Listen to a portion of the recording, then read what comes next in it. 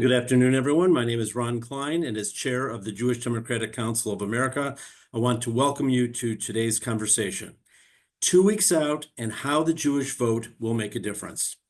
As we're convening here today, Americans across the country are already voting. Early voting is open in many key swing states. People are sending in absentee ballots, and volunteers are knocking on doors and calling and texting their fellow Americans to encourage them to make their voices heard. The most important election of our lifetime is not just coming up, it's here, and it ends in 12 days. It's going to take a broad coalition of voters to ensure that we win.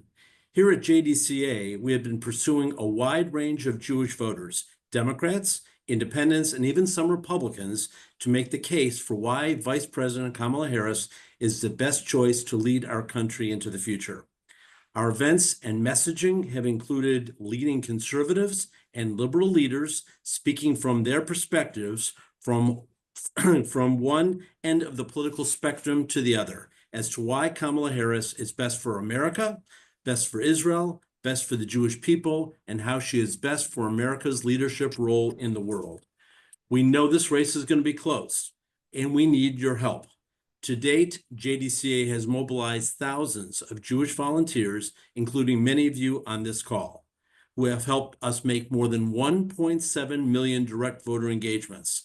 Our ads have reached voters nearly 30 million times, and more than 60,000 people have RSVP'd to our many events and programs this year. To each of you, we say thank you. With only 13 days left in what's projected to be the closest election in the past 60 years, we all can and must do more. With your help, the Jewish vote can make the difference for Kamala Harris and Democrats up and down the ballot. To help us make sense of where the election stands, where it's headed, and what more each of us can do, I'm delighted to introduce today's special guests. I'll start with Simon Rosenberg, who many of you have seen and heard from before. He has spent 3 decades in national media and politics, including on 2 presidential campaigns. Throughout the 2020 midterm elections, Simon dispelled the notion of a so-called, quote, red wave, close quote, and he was correct.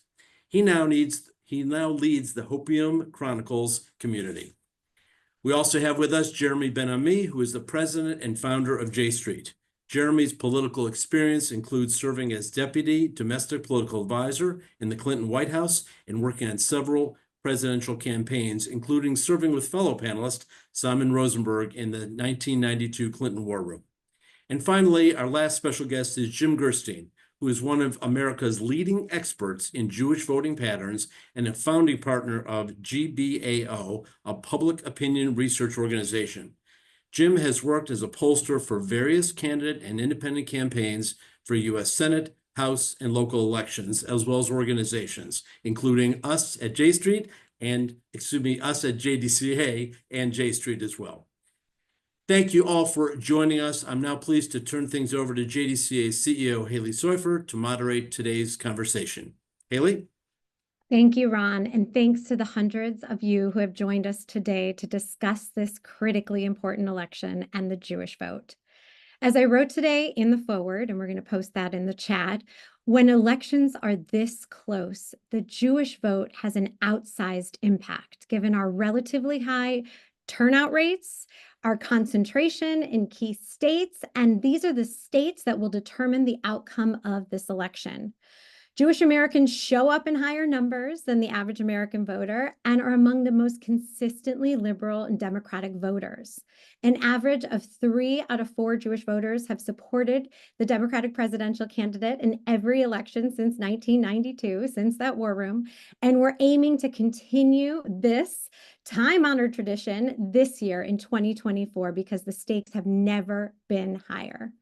Given the staunch support of Democrats that exists among Jewish voters, this election provides us with the opportunity to play a vital role, not just in electing Kamala Harris, who shares our values on every key issue, but also, perhaps just as importantly, in defeating the aspiring dictator on day one, who apparently believes Hitler did some good things, Donald Trump, once and for all, the final time. And make no mistake, the Jewish vote matters in this election. As we see it said on CNN, which just aired in the past hour, Jewish voters are a critical part of a winning Democratic coalition. Our goal is to ensure Democrats who share our values, starting with the Kamala Harris, win in 13 days. So now we're going to turn to Simon Rosenberg to get the latest on the race, including navigating the polls. Simon is an expert who provides us all with hopium on how we're going to win, which we could all use. And it's a special shout out to Simon today because it's not just a little less than 2 weeks before Election Day, but it's also his birthday. So thanks to Simon for joining us and being our source of hopium today of all days on your birthday, Simon. Happy birthday. So I have a little extra special power in my magic wand today, perhaps. So Halie, thank you. And thank to all of you who are working so hard for our democracy. I've loved our partnership these last few years, and it's been very rewarding for me personally. So thank you. I'm going to make 4 quick points because we've got an amazing group of people to hear from today, including 2 old and dear friends of mine. Number 1, the election's really close, but the polling is not shifting away from us. The polling is actually remarkably steady. The public polling since the debate in early September, Kamala Harris has had a 2, 3, 4-point national lead. That was true last week. It was true 2 weeks ago. It's true this week in the independent polling. And we are in better shape in the battlegrounds than they are, in my view. And what's happened is that there has been, like there was in 2022, an avalanche of right-wing polls that have moved the polling averages, particularly over this past weekend. And if you separate out the independent polling from these red wave right-wing polls, what you see is that we are favored right now and we're in better shape than they are. I mean, just this week, the independent polling that came out when after we were supposedly, the election was drifting away from us, the Morning Consult poll, no movement. The Reuters Ipsos poll, no movement. In a YouGov poll with UMass, we gained 3 points, right? So the independent polling that's come out nationally and in the battleground states, not the red wave polls, actually show the race remarkably consistent and stable over the last 6 weeks, and that we're in better shape than they are, but it's really close. Second, the early vote. The early vote's going to be harder to determine this time. We've made the country is going to vote very differently than during COVID, but we now have enough votes in enough places to begin to understand what's happening. And right now, we should feel very good about what we're seeing in Michigan, Nebraska, Wisconsin, and now Georgia. We've made significant strides in Georgia in the last few days. And then the rest of the battleground states are just very competitive. But we are doing really well in those 4 states, Georgia, Wisconsin, Michigan, and Nebraska, based on 2020 numbers and based on comparisons to other states in the country. So the early vote is beginning to look like the early vote that we want, right? And I think the Republicans came out of the gate a little bit strong. Whether that's a sign of strength or a sign of them cannibalizing, what's called cannibalizing their election day vote, we're going to find out. But right now, I feel like the early vote data is consistent with the national polling data we have. Third, closing strong. We have a far greater capacity in these 13 days to close stronger than them. We're going to have more ads on the air. Our grassroots is going to reach more people. Our campaign is far more enthusiastically creating a spectacle all across the battlegrounds, reaching media market after media market after media market. I mean, we're going to places like Kalamazoo, right, to go get every vote. And that's part of why what Halie was saying is so important. The campaign strategy right now is they're firing on all cylinders. They are running an extraordinary campaign. The complexity of what they're doing on the ground with these events is amazing to me as a political professional, because they are seeking every Democratic vote they can. They want to win this election by as much as they possibly can. They're going after Republicans. They're going after Jews. They're going after young Black men. They're going after young women, right? Young white women. They're going after everybody. And it's because we need every vote, because the margin, whether we win or not, matters, but also the margin of this election is going to matter for the question of whether or not this has been a clear repudiation of Trump. And we have to match the passion, intensity in this closing days that we're seeing from the campaign and the candidate themselves. Kamala Harris is busting her ass. She is working unbelievably hard. She is campaigning as intensely as any candidate that we've seen in the modern era. And so these guys are bringing it, and we got to match them in the closing days. And I do believe, particularly in the last week, I was on a panel yesterday with a Republican pollster who said in their nightly tracks, they're seeing the election move towards Harris. And that's because the contrast between our hustle, our grit, our fight being everywhere, and the ugliness of Trump in the last week, I think is starting to break through to voters, right? The mismatch between, dancing dipshit Elon and our strong campaign, right, has been remarkable. Finally, if I can just say one thing, is that given the challenges that the Jewish community here in the United States have faced and around the world, and given the clear fascist threat that Donald Trump represents, it is critical that Jews vote. It would be tragic for us if in this time of challenge, there was a sense that Jews didn't rise to that challenge by voting in higher numbers than they have before. So there is a really important, the work that we're going to hear about today, and the work that all of you are doing, it really matters. In this time of enormous challenge, the story has to be there was unprecedented Jewish turnout to rise to this moment, and to meet the moment.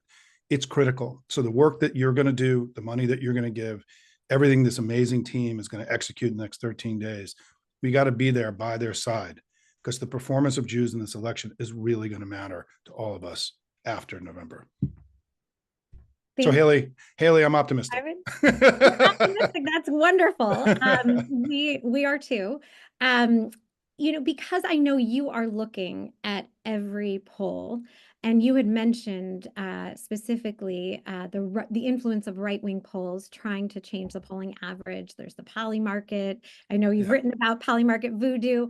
Yeah. If you could just, how should we view polling at this stage? How is the right manipulating the polls? And should we just all get off the polar coaster? Yeah. I mean, look, the election is close today, and it's going to be close on election day. And there hasn't been any, in my view, there is no clear demonstrable movement away from Harris.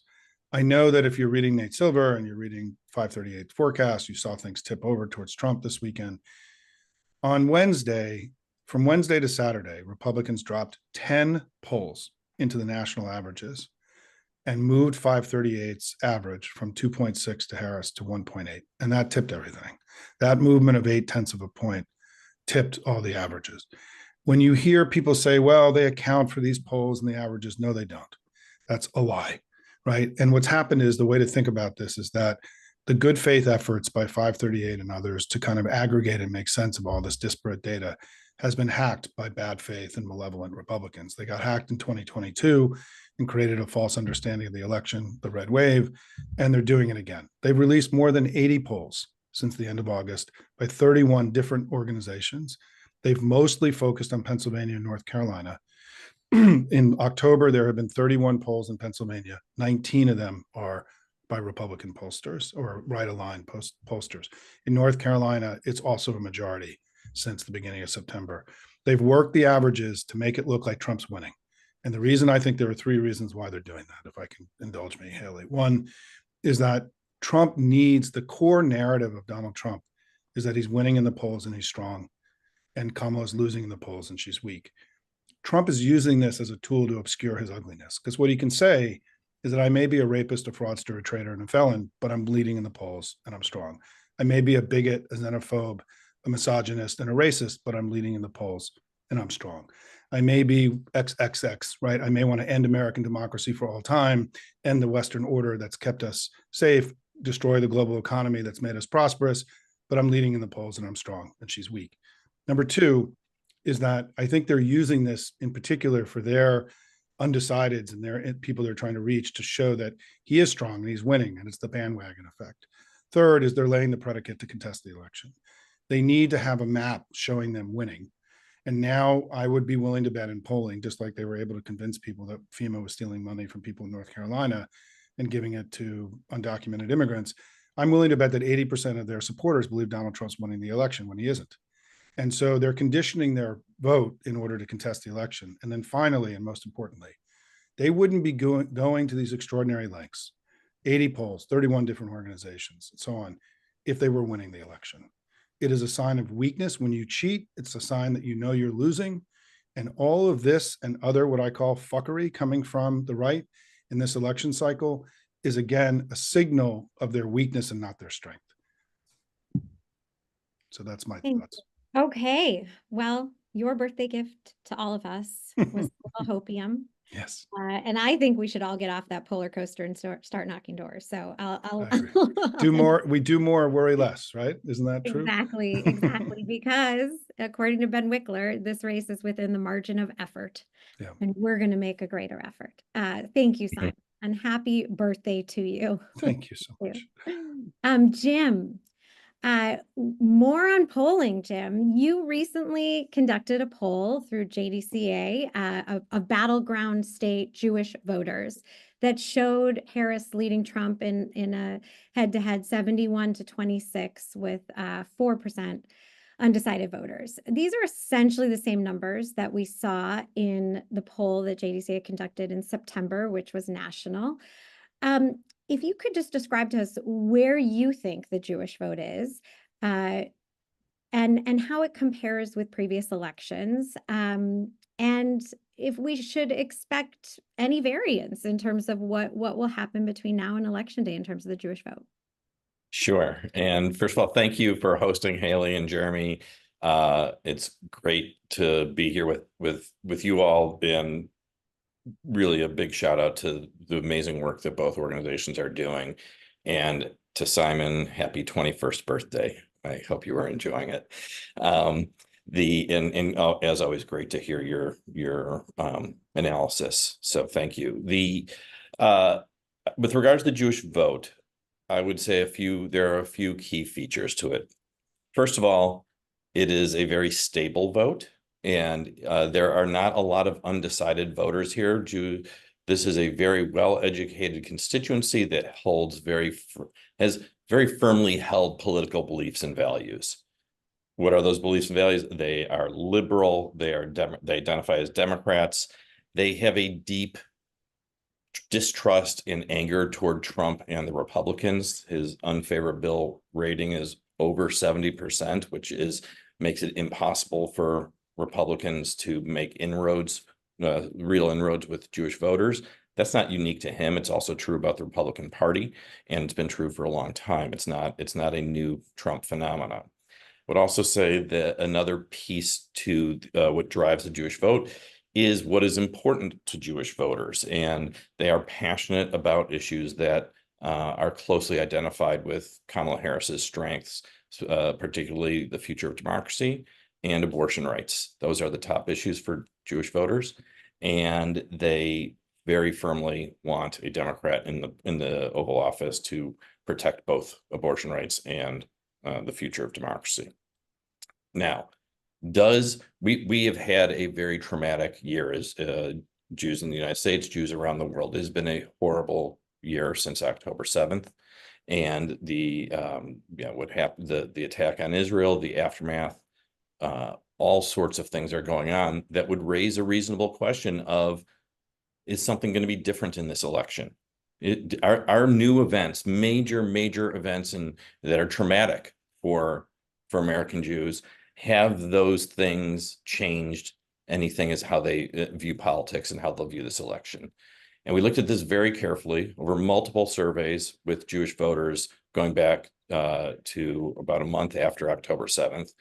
And we looked at it very carefully, and the answer was very clear that Jews feel more emotionally attached to Israel than they did before, that they are concerned about anti-Semitism in the United States, and that it has been a tough year for them. And what all those things happening, they have not changed how they view the Democratic Party and its leadership, and how they view the Republican Party and its leadership. And the vote is strikingly stable. And I think that's for a variety of reasons.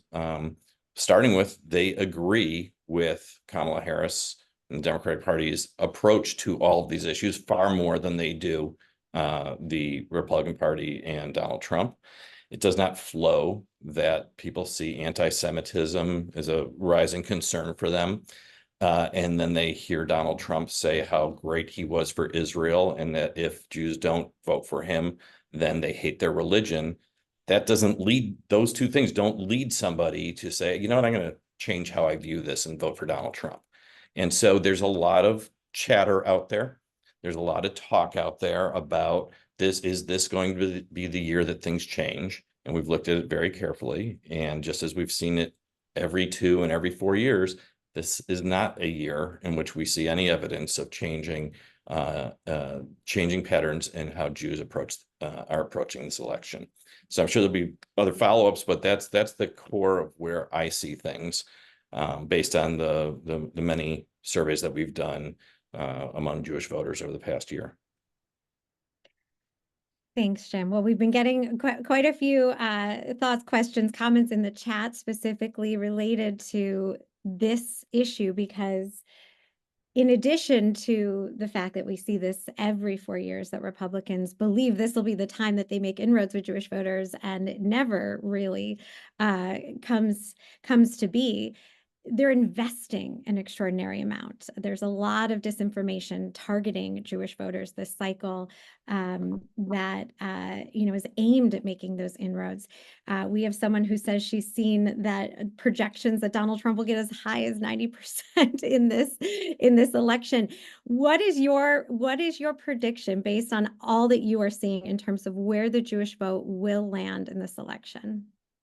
Right. I mean, I'm not in the business of predicting results to a decimal point. I will say that it's very clear that Kamala Harris is performing in the same range as where Democratic candidates for president have performed in the past. If you look back on the polling that we've done on election night with J Street over the past several cycles, what we have seen is that in 2020, President Obama got 70%. In 2012, President Obama got 70%. In 2016, Hillary Clinton got 70%. In 2020, Trump was so uniquely problematic for Jewish voters that Biden rose to 77%. I think it's very clear from our data that Kamala Harris is in that high 60s, low 70s range, and that just very consistent with where Jews have voted in the past. I would also say that she's more popular than Joe Biden in what we've seen in our data. And I think just as we saw a lift nationally in the general population when Kamala Harris became the nominee of about 6 points in general population polls, we actually saw a rise in her vote among the Jewish vote around 6%. And the only difference being that she was starting at a much higher level of support with Jewish voters than among the general population. One final question that I'm seeing, and we're going to come back for questions for everyone, is what about the Orthodox community? I have a question here about what percentage of the Jewish vote are the Orthodox Jews, and where do they lean?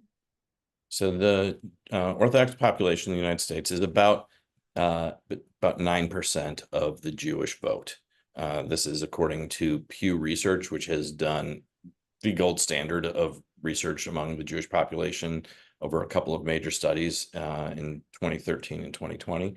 And so it is we have a lot of confidence to say it's right around 9% of the Jewish vote. This minority of a minority is the only demographic in the Jewish population that is Republican, and they're decisively Republican. They're clearly Republican, and they support Trump.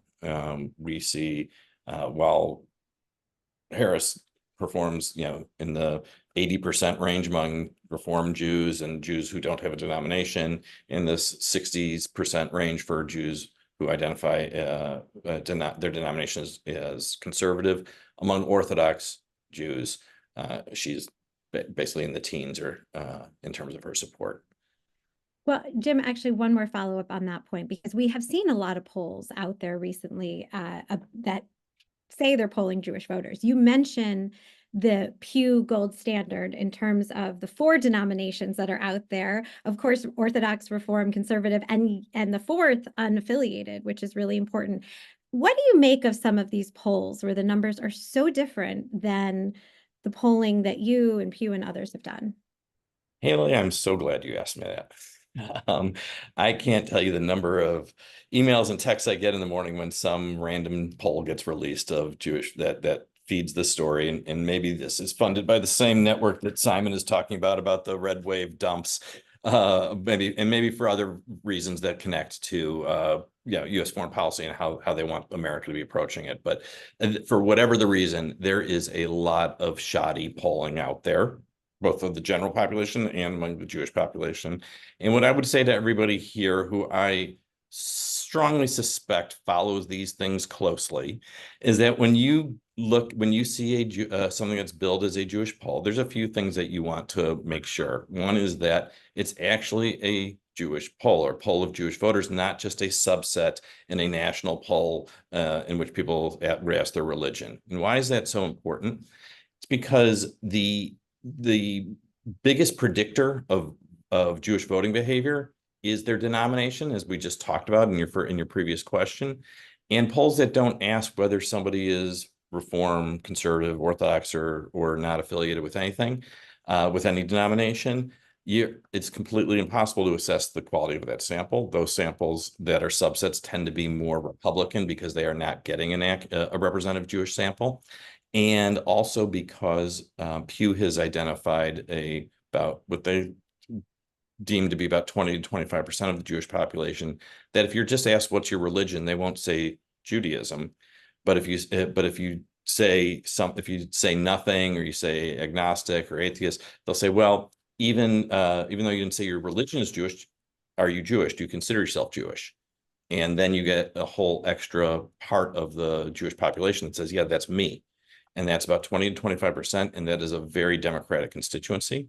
And so a lot of these polls that don't ask the screening questions for properly underestimate the Democratic nature of the Jewish population, and so it distorts it. And you can see that pretty clearly in some of these polls and what some of the differences are in some of these polls. So there's a range of things to look at, but I would first start by whether or not this was a truly representative sample of the Jewish population, and reflects kind of Pew's approach to how you sample a Jewish population.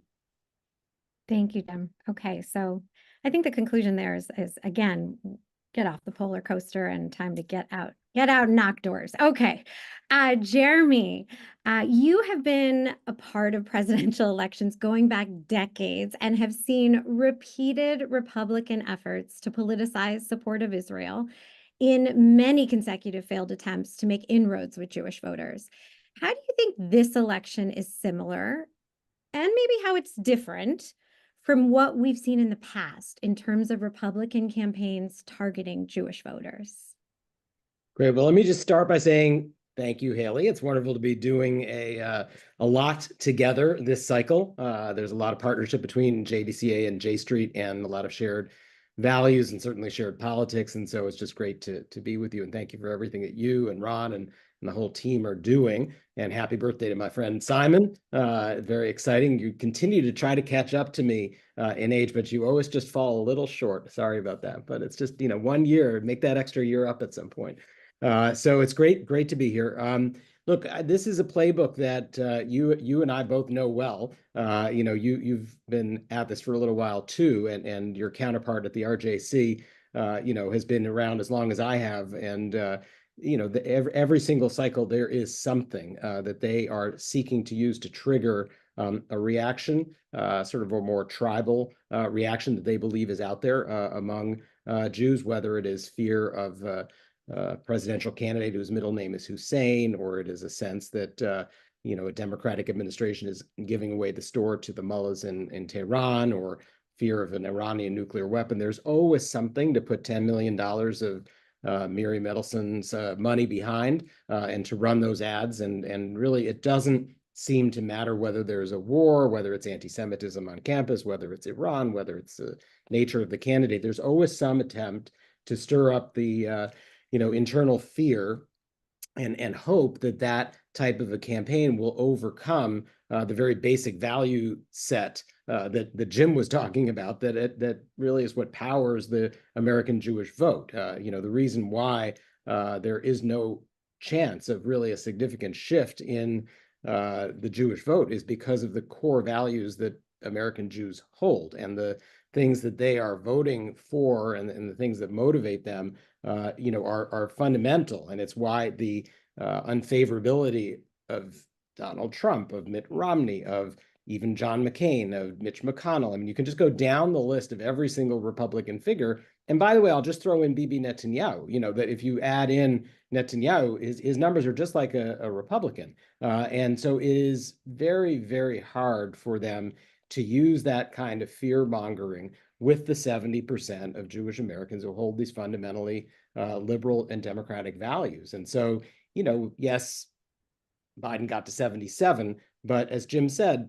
70 was the number in 2016. 70 was the number in 2012. If you average the Democratic vote over every single presidential election since they started doing election night polling, the number's 70. It's amazing. That is exactly the number. And it's precisely where I think we're going to end up yet again for all of the agita, and of all of the money that's being spent.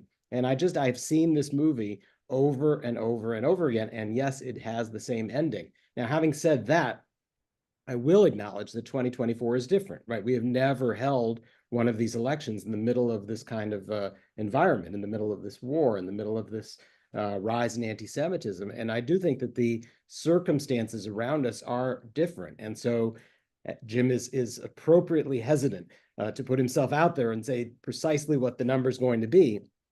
And I won't do that either. But I do think that we have a lot of precedent to go on, and I don't think that there's going to be much difference in the outcome. Yeah, and on that note, I would just remind everyone, and we've seen this in poll after poll, that the top two issues for Jewish voters remain unchanged, even in this year, which is quite different. And it's the defense of our democracy, and it is abortion access. 88% of Jews believe abortion should be legal in all or some cases. So this is an issue that transcends the partisan divide in our community, and those continue to drive the Jewish vote. But even for those Jewish voters who are increasingly focused and voting on the issue of Israel, that is a reason to support Kamala Harris, because time and again, she has demonstrated her staunch support of the U.S.-Israel relationship. There has been more military aid given by this administration in the past year by an exponential amount to Israel in the aftermath of October 7th, $17.8 billion. They've twice moved U.S. military assets and troops to defend Israel against unprecedented direct Iranian attacks. So that is a reason to support Kamala Harris. So in addition to the presidential election, and we can post some talking points as well in the chat for those looking to still convince those undecided voters, and they're out there. I met one recently, and I've tried to convince them. If he's on this call, we'll talk more. But in addition to the presidential election, we're focused as well on ensuring that Democrats win in the Senate, for the Senate and the House, that we hold the Democratic majority in the Senate and that we flip the House from red to blue, making Hakeem Jeffries the next Speaker of the House. So Jeremy, talk a bit about what you're seeing in terms of this election and the Jewish vote when it comes to Congress. Absolutely. I just want to add one word, since Israel is the topic that J Street does spend the majority of its time talking about and working on. I just want to second some of the things that you said, Halie, and add one little bit, which is that I think there's been a few questions in the chat, and I know that it's part of the Jewish conversation, that there's a part of the American Jewish community that is also a little bit upset at the fact that the American support for Israel hasn't been qualified and hasn't had limits and hasn't had an impact on the way in which Israel has persecuted and prosecuted the war. And so I just want to add that I think the way that Kamala Harris has gone about talking about the issues in a very balanced manner, in which she has emphasized that one can't support Israeli security without also supporting Palestinian rights and the road to self-determination ultimately for the Palestinian people. That kind of a balanced approach also speaks to the overwhelming majority of Jewish Americans. That is the pro-Israel kind of approach that I think will help speak not only to some who are, thinking more about the security side of the equation, but also to the younger voters that are being mentioned in the chat, people's children and grandchildren, who are also concerned about Palestinian rights. And so I think that the Harris Walz campaign has it right. And I think our talking points, need to include that balance to be able to speak to all of the community, not just one part of the community. In terms of House and Senate races, the most significant race in the nation, I think, is in Montana. I don't know if Simon and Jim have some further polling recently. That was not looking so good because that's sort of the 50th seat in the Senate. But if you have to choose one state to really focus in on, Montana certainly is that state for Senate control. If that is a losing race, then the question becomes, is it possible for Colin Allred to pull things out in Texas? Again, I'm seeing some numbers recently that show that that race is tightening. There's a significant lag between Cruz and Trump. And Cruz is a uniquely, you think Trump is unpopular. Cruz is uniquely unpopular, even in his home state of Texas. So I think that Texas is the state that one has to look to if one is looking to some math that allows you to get to 50-50. The other wild card in all of this, of course, is Nebraska. And what happens there with Deb Fischer and the independent candidate. And I think that is a wild card to keep our eye on closely on election night. Around the country in House races, there's a whole slew of very, very tight races. I think it comes down to about 20 to 25 races around the country. One has to just simply look at the Cook toss-ups, but I think that there are races that are emerging at the last minute. I think there's one that we've just gotten involved in Arizona, where Jonathan Nez, the former head of the Navajo Nation, is challenging a Republican incumbent named Crane. And that is a pretty solidly Republican seat till now. But the fact that the former head of the Navajo Nation is running as a Democrat is goosing a very active field operation and turnout in a district that might not normally be in play. So Arizona, too, is a really, good one to keep an eye on. Obviously, there are, very important races in New York State, not exactly a swing state, but there's 3 or 4 key races in New York that are going to come down to the wire. There's a couple of races in Wisconsin and Michigan that are also right down to the wire. And the balance in the House is going to turn, much as in the presidential election, on a handful of states where you've had some redistricting and some realignment of a handful of districts that may allow the Democrats to get across the line in the House. So that's the quick take on it. Great. Well, I'm actually interested, Jim, going back to you, specifically your take on where things stand in terms of the Senate and the House. And we did get a question about younger Jewish voters, if you could speak to that as well in terms of the youth vote and its importance when it comes to the Jewish vote.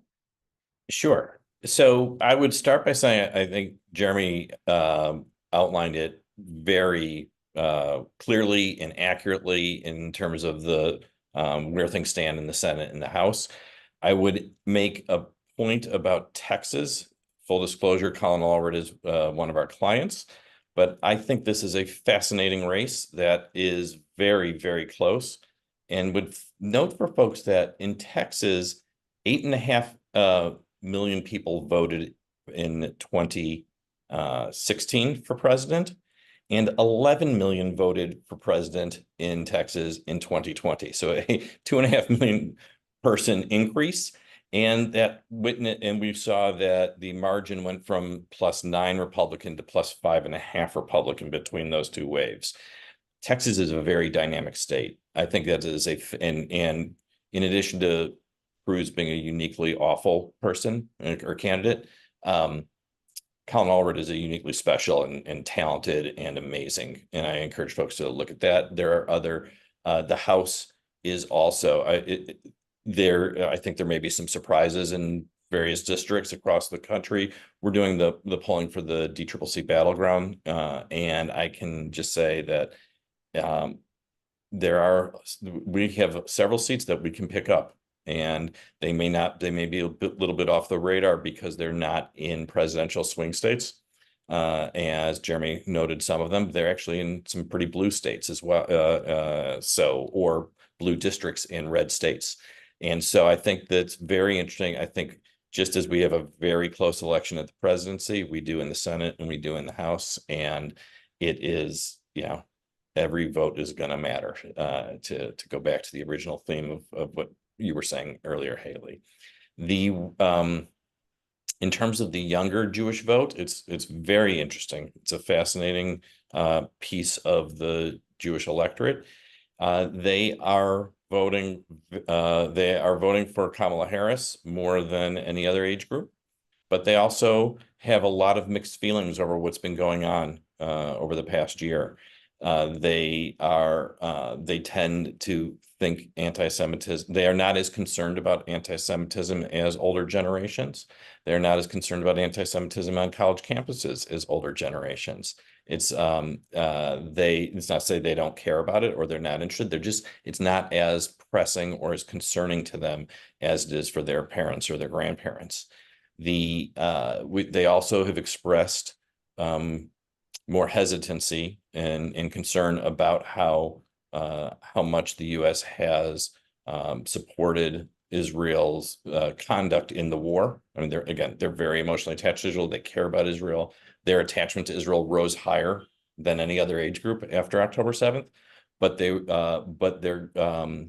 that doesn't mean that they can't hold two thoughts at once, just like the rest of the Jewish population, of wanting to support Israel and being horrified by what happened on October 7th, but also being concerned about what they see happening on TV in Gaza. And so they take all this together and express their concerns, their hesitations, and are still the strongest voting bloc for Kamala Harris within the Jewish population by age.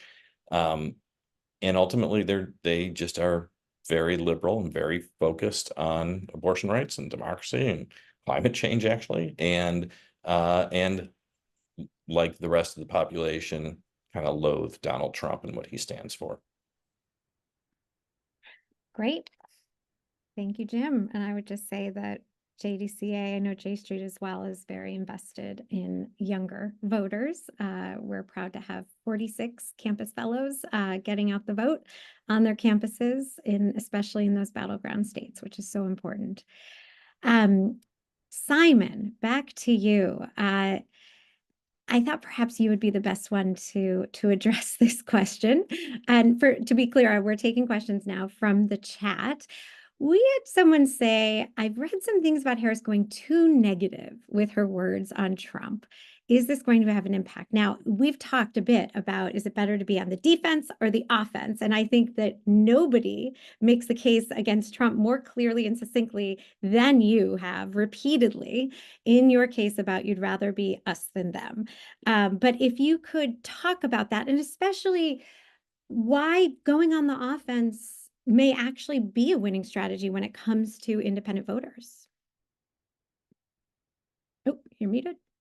I don't have access to the campaign research, and this campaign's probably done more research than any campaign in history. So I'm now going to be operating from a place of opinion and not, being driven by data.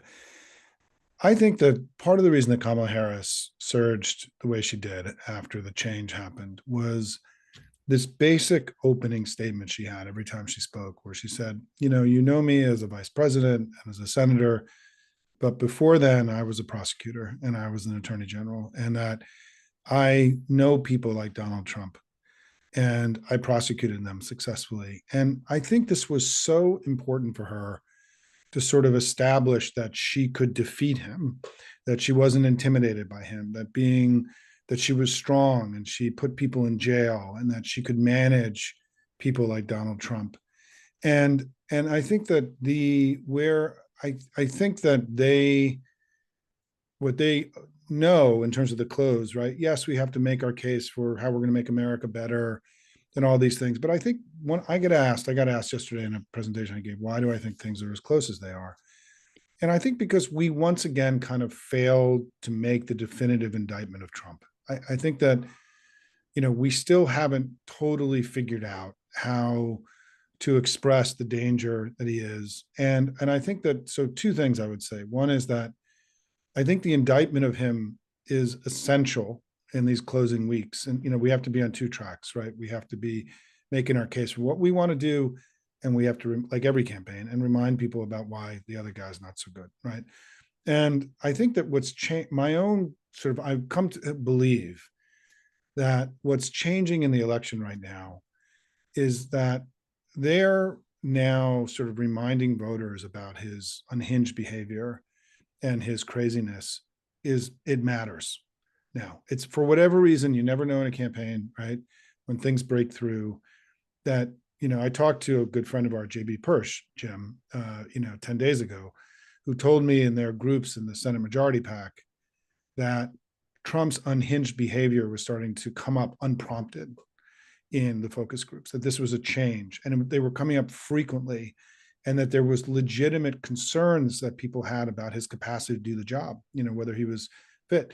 Well, the campaign clearly saw that too, because on that following Monday is when Kamala really started, hitting him hard for being unfit, unhinged, all the words she's used, right? And all the unwords that she's used. And so I think that we need to do both, right? We need to make the positive case, and we need to continue to hit him as hard as we possibly can, because he is the most dangerous figure in American political history with no near peer.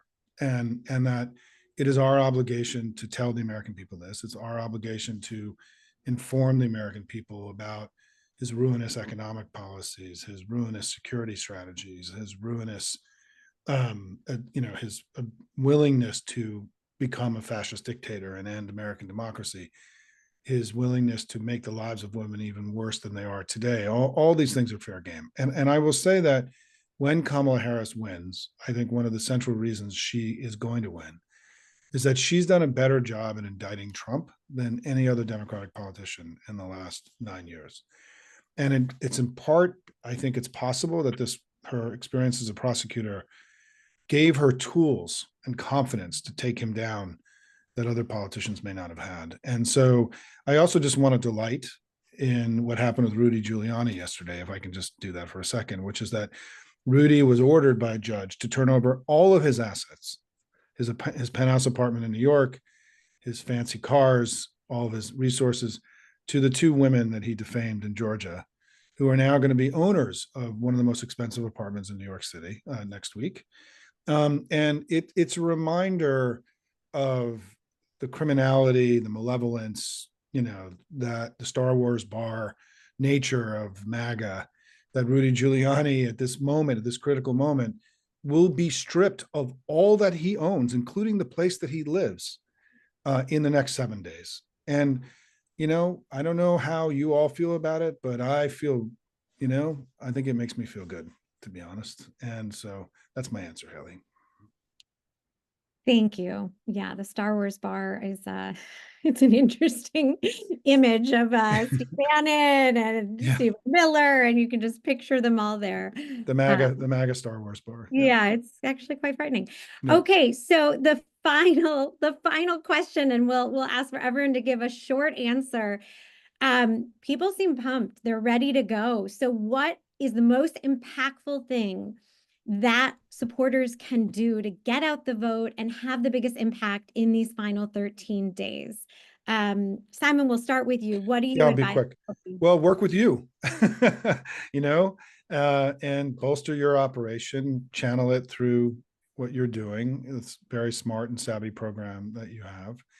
And I think just whatever you all do, right? Whether it's writing more checks or making more calls or, canvassing for those that you like to canvass, you just got to do more, right? You just got to do more. I mean, part of what happens, the whole do more, worry less concept is not just an effective strategy. It's also a mental health strategy, right? It's also a way of self-preservation, which is that when you sit around and worry, it's not good.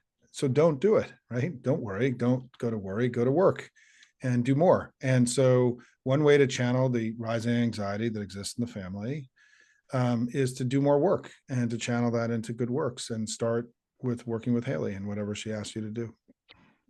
Great. And we're gonna send follow-up as well. And I've seen in the chat questions about, do we have canvases? Do we have phone banks? Do we have text banks? We've got it all. So yes. Jeremy, what is your answer for how people can have the biggest impact in these final days? So absolutely proud to be partnering with you in so many different ways and doing get out the vote work, canvassing, et cetera. J Street's also extremely active. We've got all sorts of campus work going. We've got all our own canvassing going as well. So plug into any organization, all organizations, everything you can do.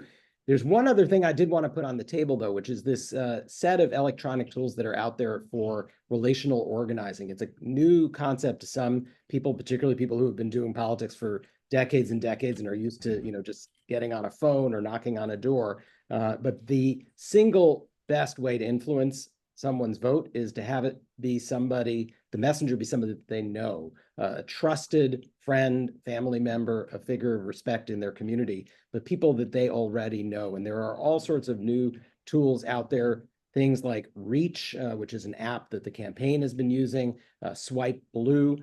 Just Google the term relational organizing, do a little digging into what is a app and a system that may work for you. It takes a look at your contacts. It sees who's registered to vote according to voter rolls in the key swing states. It helps you figure out who you need to be in touch with, who may have kids and grandkids that are in schools in those places. It's an incredibly powerful tool, and it allows you to put some time into directly reaching people that you may be 1 degree of separation from or 2, and have a direct influence on people in the swing states, as opposed to sort of the random stuff that we do. We go out there and we knock the doors, we ring, make the texts and the phone calls, but we don't know the people we're contacting. This is a different approach to that, and I'm very convinced that this is exceedingly important in such a tight election. So check out the term relational organizing and some of the apps that are out there that are making that possible in 2024. Yeah, and if people don't want to download the app, the concept behind it is that you can have the biggest influence in your network, whether it's your kids or your parents or your grandparents or your cousins or your friends or your neighbors or your, college roommate. You're the one who can impact them perhaps the most than hearing from someone they don't know who's knocking on their door. So it's whether it's posting on Facebook or Instagram about why you're supporting Kamala Harris in this election, or going on one of these apps and doing the relational organizing, which you should and could do as well. It's about conveying this message to everyone you know, and also about the importance of voting, just making sure that people get out there and vote. Jim, same question. I think in the next 13 days, we need to drop everything and put everything into this. I echo everything that Simon and Jeremy said in terms of connecting with JDCA, J Street, apps, campaigns. It all matters. I look at this as we've got 7 elections, and when it comes to the presidency, we have 7 elections in 7 different states, and they are razor thin, and everything people do matters. And when I've talked with people who knocked on a door and convinced somebody who was on the fence to vote for Harris, it is like joy for them beyond. I mean, it is amazing. And I think if you are focused on Jewish voters, turn them out. For every Jewish person who turns out, where there's 70% plus chance they're going to be voting for Kamala Harris. And if they're younger and they're the younger voters are less motivated to vote, we need them to get out, because they're even more likely to vote for Kamala Harris. So, and if you are working with the general population, it is talk to people about why it is so important for you that they vote for Kamala Harris. And good luck to everybody. We have 13 days left, 13 days where we can work our tails off.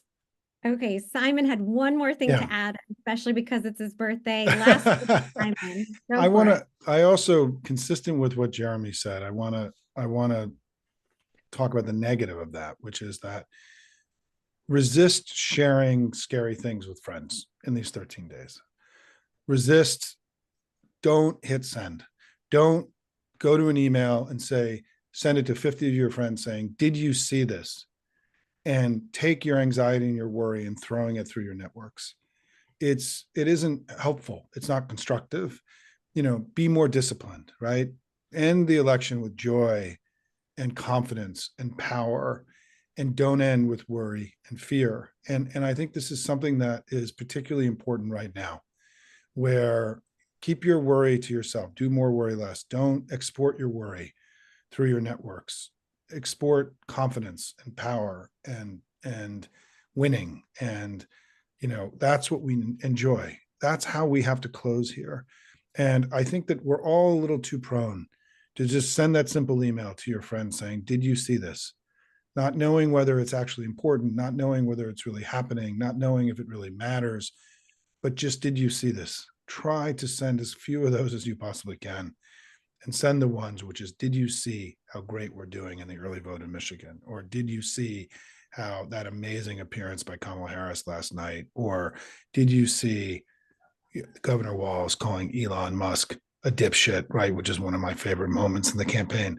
Send those, don't send the other ones. It's my final parting thought. Thank you, Halie.